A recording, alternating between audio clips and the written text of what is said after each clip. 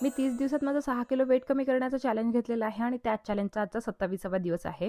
पण माझी जी चुकी झालेली आहे त्यासाठी सगळ्यात आधी मी तुम्हाला माफी मागते आणि त्यानंतर ब्लॉगला सुरुवात करते. नमस्कार मंडळी, स्वागत आहे तुमचं माझ्या एका नवीन मिनी ब्लॉगमध्ये.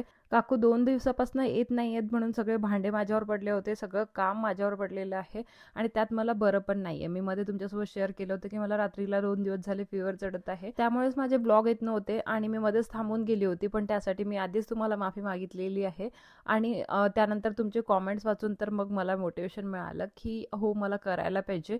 आता मी हे 30 डेजचं माझं चॅलेंज कंप्लीट करणार आहे आणि 30 दिवसानंतर तुम्हाला माझं वेट कळणार आहे की किती मी वेट लॉस केलेलं आहे या जर्नीमध्ये. पण आता त्याआधी मला ही साडी तुमच्यासोबत शेअर करावीशी वाटली, कारण ही साडी खूप सुंदर अशी रिसीव झालेली आहे मला. आणि त्यात म्हणजे याचा कलर, याचं फॅब्रिक सगळं काही अमेझिंग आहे. तुम्ही डेफिनेटली ही साडी घेऊ शकता. याचं ब्लाऊज पण पूर्ण भरलेलं वर्कमध्ये दिलेलं आहे आणि त्यानंतर स्टिच केल्यानंतर तर ते खूप सुंदरच दिसेल.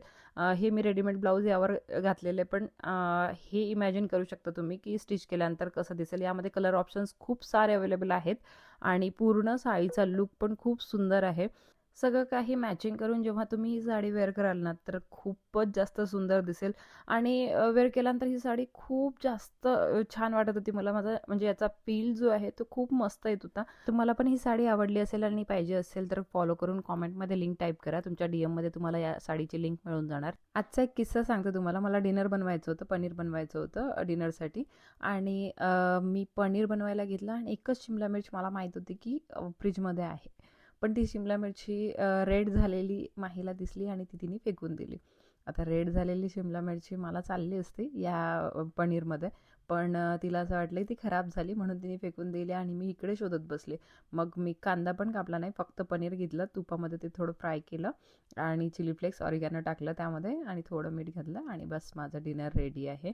डिनर केलं, त्यानंतर मग प्रोटीन घेतलं आणि फिश ऑइल कॅप्सूल घेऊन दिवसाचा एंड केला. चला मग या मिनी ब्लॉगला इथेच थांबवते. Till then bye bye, take care आणि love you all. Bye guys.